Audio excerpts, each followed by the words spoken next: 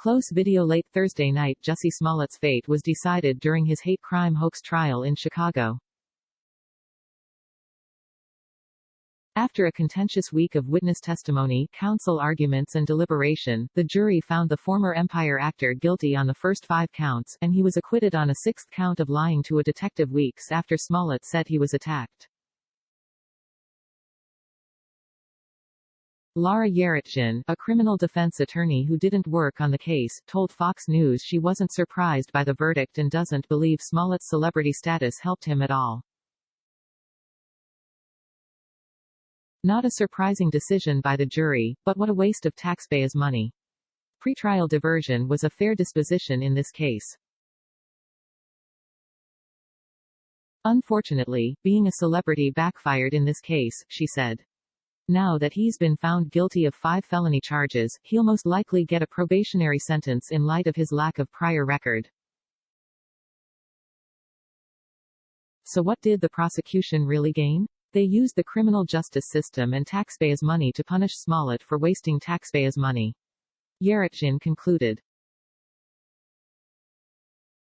The 39-year-old was charged with 6 counts of disorderly conduct related to false statements to Chicago police officers about a 2019 hate crime against him. In 2019, he claimed that 2 men attacked him due to his skin color and sexual orientation.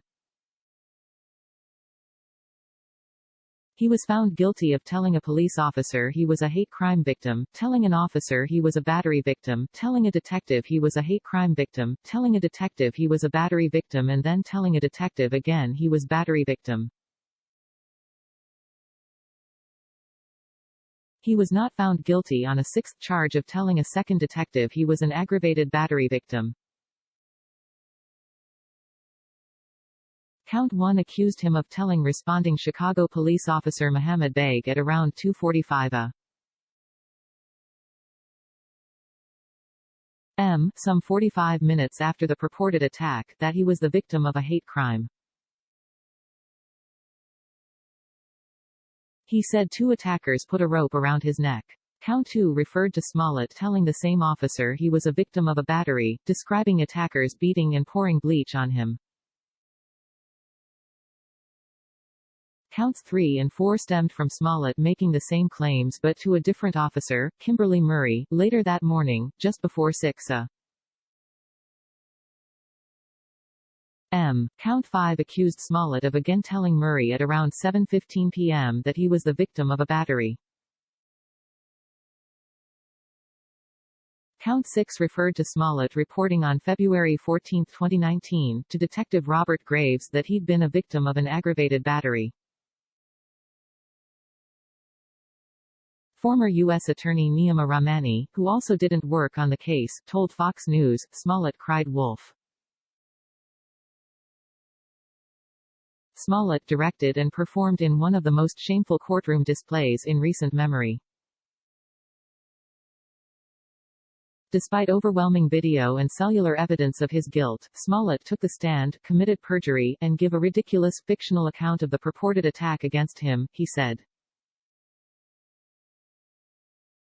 Instead of accepting responsibility for misconduct like any rational person would, Smollett stacked lie on top of lie during his trial. Maybe he thought he could get away with it because of his acting skills or because State Attorney Kim Foxx refused to prosecute him, but former U.S. Attorney and Special Prosecutor Dan Webb eviscerated Smollett on cross-examination and the jury saw right through Smollett's web of deceit, Rahmani continued. Smollett should have pled guilty to salvage his acting career and get probation. But instead, his career is over, his entertainment and politician friends have turned their backs on him, and Judge Lynn may sentence him to prison.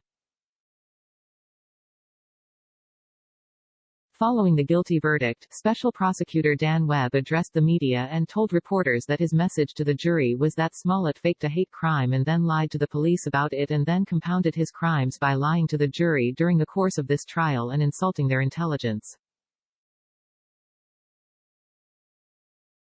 Webb also delved into the man-hours that he believes went into investigating Smollett's hoax attack, telling media members that 26 Chicago police officers spent 3,000 hours of time, costing the city well over $100,000 for a fake crime that never occurred.